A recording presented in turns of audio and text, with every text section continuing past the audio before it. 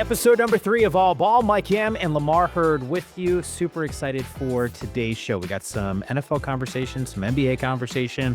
The Zags with a huge game against your former squad, Lamar, and a little NIL. We'll sprinkle that in as well. Always good to see you, man.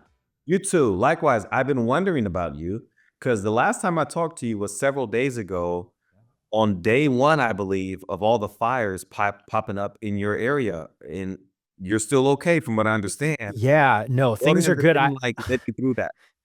It's crazy, man. It really is. And you know this because I know obviously, the state of Oregon and Portland a couple of years ago, you guys had bad fires. And this is something that we dealt with in San Francisco when I was working at Pac-12 Network. There was a bunch of huge fires. So unfortunately, you get accustomed to it. But this is the first time in LA I've seen anything like this. When the fires were happening in the Bay Area, a lot of times it was, wine country, and you know how passionate I am about wine. So that was Yeah. just really sad to see. And I've never seen an urban environment like this Yeah.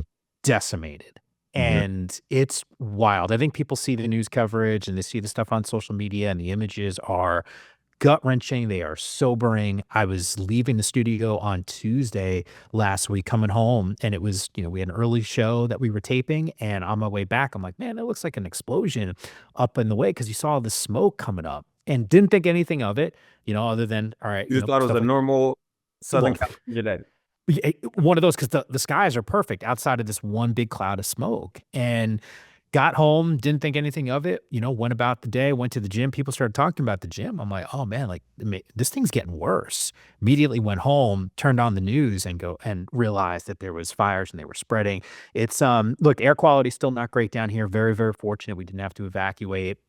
Pretty close to Santa Monica. But just to paint this picture, and I was doing the pregame show for the NFL channel on Sunday morning, and Bucky Brooks, who was on the show with us, Bucky's in a lot of ways kind of ingrained here on the college side of things, scouting and doing stuff, for NFL Network. And he put it best to me, because there are certain areas like Pacific Palisades, like Malibu, like you kind of do that drive, man. It's beautiful over there, and you see the houses and things just getting destroyed. A reporter would do a live shot, and they'd start the live shot, and the house next to him or behind him was fine. 45 seconds later, the thing is up in flames. I mean, it was like every minute was 5 football fields. You think about that, it's just really, really sad. But Bucky had said, "Hey, like, you go up that area, like what people think about Los Angeles, like the Hollywood Hills and the palm trees and by the water, that's that area." It's, very, very sobering, man, and, just very unfortunate. I can't imagine the amount of people that have just completely lost their homes. Yeah. So I think it's wild. The loss is one thing, and then the evacuations is something that fortunately, like, I've never had to experience what that's like. For you, like, you haven't had to evacuate, but if you did, do you even know where you would have gone? Because that's what I always think is like, where are all I these people know. going to? That's what I said. I have no idea. I mean, we're talking about over 100,000 people, if I'm not mistaken, that have had to evacuate, and I don't know where they go. We've been affected. Like I said, I was in at work on Sunday, just talking to the people that I work with, and some people have had to do the evacuation. Some people have lost homes. It's friends and family members. I mean, the whole thing just spreads out, and everyone is affected. I just people. The stories are so sad. You get home, and the Ring cameras where you're seeing everything just sort of across your street, your neighbor's home just gone.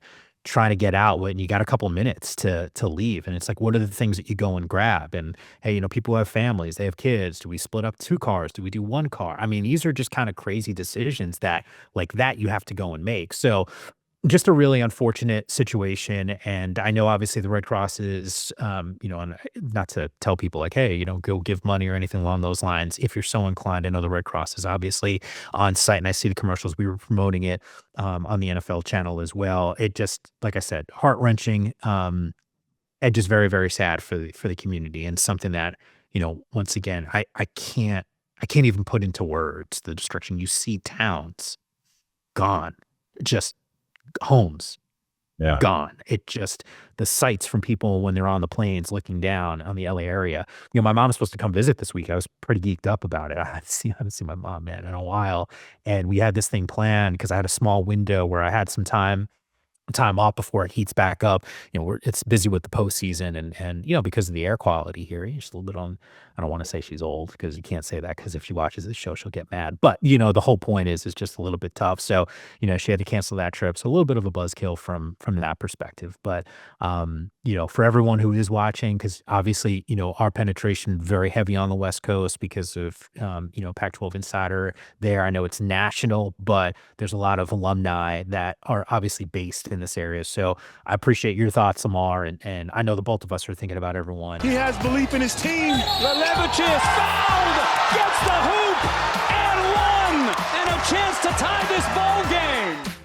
All right, one of the best moments that we've seen, although we've seen plenty of great moments at Gill Coliseum so far this year, 10-1 home record. They get the Zags coming up this week. Lamar, I said it, and I always say it, used to rock that uniform. I know Gill can rock, but please explain to me what makes that place so unique in terms of a home court advantage. I think there's a few things. It's a really, to me, an intimate environment where Sure. it's a big arena, but not too big. It doesn't feel like uh, it's an NBA style arena. Like some of these college arenas now have that feeling of a mini NBA type arena. And the fans are really passionate. I know everybody says that about their fan base, but this is a fan base truly that really gets behind their team, whether their team is winning or losing. And they've had experience, unfortunately, on more of the losing end than they would have liked. And so anytime there's a little bit of success that's happening, the fans really jump on that. So anytime you see the team doing well, like they're doing this season, last week you and I talked about the season that I had, my junior season, where we lost only one home game the entire season, and that was to a ranked Arizona team. And so other teams that we were beating were ranked teams in conference. When they sense that going on, it only gets crazier. So that's one of the things that makes it tough. Another thing that was an advantage for Oregon State when the Pac-12 existed is the majority of those teams coming from out of conference were coming from warmer places. The Arizona schools, the four California schools, um, Colorado and Utah, they were cold enough, depending on what season it is, though, because Colorado, it's always sunny there. Like they got the sunshine. So you come to Corvallis and it's in middle of winter. It's gray, it's cloudy, it's rainy a little bit. And I've heard some players eventually say, like, yeah, the weather kind of dampened their spirit a little bit. And so maybe they weren't as pumped up to go. Sounds like a bit of an excuse to me, yeah. But that's what they say. So I just think really the fan base there does a really good job. The student section, the Beaver Dam, I always felt like they really are the best, if not as good as any other student section there is. And I truly don't say that because I went to school there, because there's other things I could say just from going to school there, but I won't say because I don't believe it's true. When I talk about the student section, though, they show up. Yeah, they're there early. They're there loud. They're creative. Like the best student sections to me are the ones that can be creative and get underneath the skin of the opponents. At least make them think about stuff. And I always felt like the Beaver Dam was really good at doing that, like finding information out about you, sometimes that you didn't even know about yourself. And they have to bring something up and it messes you up, makes you think about it. You got to go check with family members to find out, is this true? I don't remember this happening. They just had that type of creativity about themselves. And this is going to be a big matchup because Gonzaga, Yeah. they're the king of the conference. And Oregon State knows it. And Oregon State, they rise to the occasion, typically of big games. Their only loss at home this year against the Oregon Ducks, which was a really big game. And it came down to the wire. So I would anticipate something similar. Although, the Zags, they got a level of firepower and then the coaching with Mark Yu that can help them separate from opponents. Do you think, and once again, you played basketball there. You know how sometimes some schools are known for one or the other? Like if I think UCLA, it's basketball school, right? Arizona, basketball school. At Oregon State, is it what do you think of it as? I think it's been up for grabs really since about the time that I went there. If anything, it became a baseball school with the success that Pat Casey Oh, it's a had great there, call. Yeah. and also a women's basketball. Like just by saying basketball, it shouldn't just be men's basketball. No, women's basketball has been really good there over the last, decade and a half? How long is it now? It's been a long time that they've found a lot of success. Gymnastics is really good, but of course, when people look at the major, what they consider in the sporting world, the top major sports, they don't say, well, that's a gymnastics school, although gymnastics has excelled there. I feel like between basketball and football, there's been swings at times. It's been more football than basketball, but I remember when I got there right after Erickson left. The team had gone to the Fiesta Bowl a few years prior. Steven Jackson was the running back of the team at the time. There were some really good players there, but a few years into it, there was a bit of a dip on the football side. And then we had our season where we had the first winning season for men's basketball in 15 years and went to the NIT. That's the year we all hated each other, so we didn't win one road game outside of a non-conference game at Boise State. So then people started feeling like, oh, we might be a basketball school. So then our attendance rose the next season. And then shortly thereafter, I ended up graduating.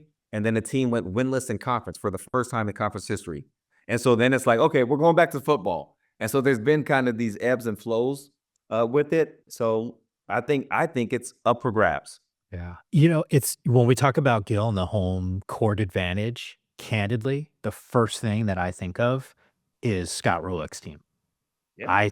I think about women's basketball. Like, there are some specific games that come to mind. One in particular, I remember they beat Stanford. This is a couple years back when Tara was still there and kind of crushing it.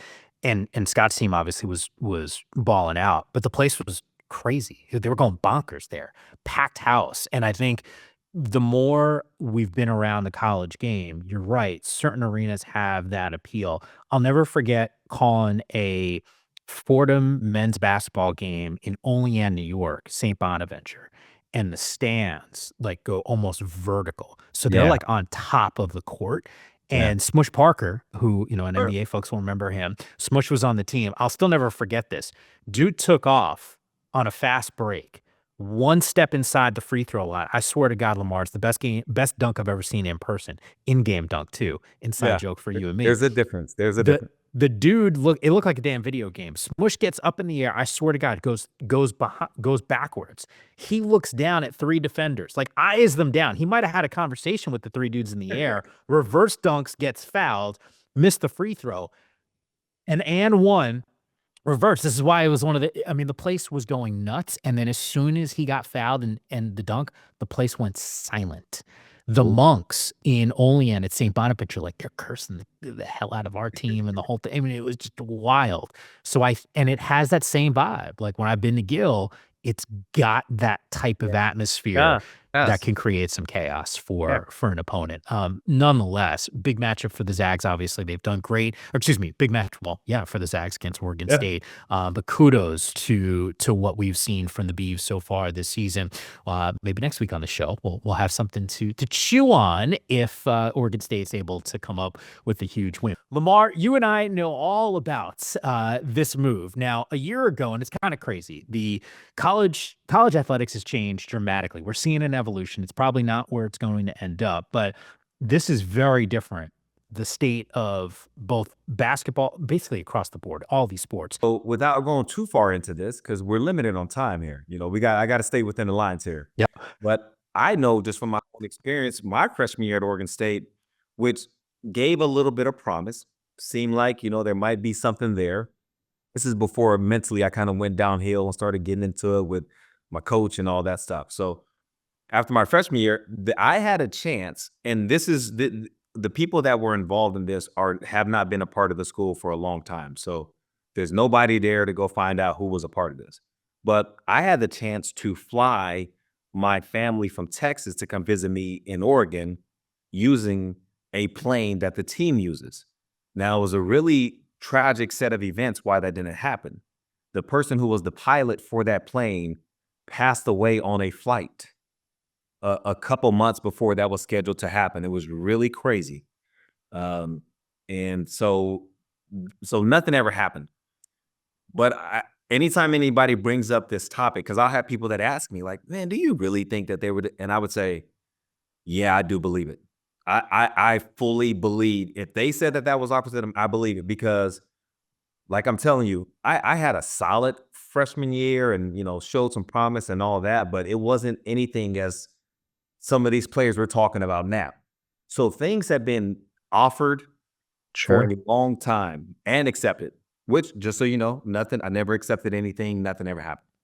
Um, but that's I'm glad that now for the schools who couldn't compete in private with this stuff going on, now they at least have a chance. But like you just said, Miami, they're showing they got some boosters somewhere. Some schools still out booster the others. They just have more supported than others. So those schools will still be able to offer more money. But now what it's done is not only has it given the student athlete a chance to make money based on their skill set, based on what they provide, considering how much money the universities do make Sure. through these athletes. I see it being fair where the kids can get something from it. Now, how much, what percentage, all that's a whole different discussion. Because you can get a little carried away. And now all of a sudden it's no longer amateur sports. It's like really professional sports. No, yeah, it's not.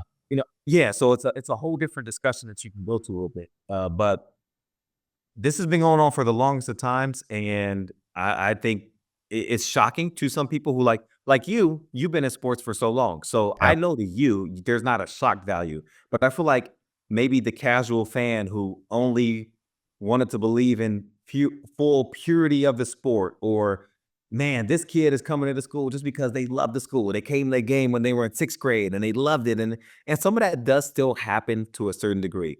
But it's like you got the professional, like who's paying? Is it a job I like? Who can win the services with the dollar amount? So we're seeing a lot of that. And I wonder, let me ask you this. Where do you think it goes from here? Because to me, that's we're already living in the middle of what it is right now. When I think about where can this whole thing go from here, there's no bounds. I don't see an ending. Do you? So there needs to be more regulation. I am all for NIL deals. The problem is these are not NIL deals. We're calling them that. These are, well, I use the term booster, so did you, and maybe you did that because I said it, but I guess the correct verbiage is like the collectives that are out there. The collectives are the ones going, yeah, I'm gonna break some off for you, and you can go and get paid. That's not NIL. NIL is, hey, company X says, hey, I want you to be the front person for this particular product. I'm going to leverage your name, image, and likeness and pay you for that. That's not what is currently transpiring right now. So when you say to me what's going to end up happening, I think we need to reel it back a little bit. NIL needs to be the focus, not the collectives, because now all of a sudden you're talking about how do you recruit? I was at the Snoop Dogg Bowl. Jay Norvell, who's the coach at Colorado State, started No, talking no, about no, this. no, no, no. Snoop Dogg was at your bowl. Yes, you're right. He was on stage too. Yeah, exactly. Yeah. I wish that was the case. I did share a stage with Snoop, and that's all we need to know. Revisit episode number 1 of All Ball. But the issue that I see, and Jay had said this, he's like, how do I go and recruit? Because if a guy balls out for me, right, he's going to get plucked by one of the bigger schools, and they're going to be able to go and pay them. Like, we need to leverage the things that we can offer. By the way, he's saying all the stuff that every coach has said over the years, even pre-NIL. I just think someone needs to step in. And the problem where we're in is the NCAA got greedy for years, didn't mandate all this stuff. And that's why we're in this position right now. And they got their butt kicked by the Supreme Court. And Supreme Court said, no, you can't be hoarding all this cash. Like, this is not how it's supposed to be. And that opened the floodgates, and we don't have regulation. So I do think that's, Lamar, where we end up. We get some regulation, and we got to figure out these collectives, because there is a level of I don't want to say unfairness. I don't know what word to use to describe it, but it's got to go. I'm fine with name, image, and likeness. The collective thing is where I begin to pause and have some problems with it. But it's not going away, and that's not going to change anytime soon. So as players get big time deals, Lamar, you and I will find out. And continue to discuss it here on All Ball, because I think it's going to affect what we're going to see over the next couple months, especially in college basketball, and how it affects this conference in the next couple of years after rights are negotiated for the Pac-12, and it is a new look for this league. But nonetheless, man, you and I hopefully will continue to be doing that show this entire time. But we are going to wrap things up here. Lamar, you're the best, man. I know you and I will be both focused in on Oregon State and Gonzaga this week. We'll get a little bit of a reaction next week on the show. And I always appreciate you guys checking in, listening, and watching All Ball.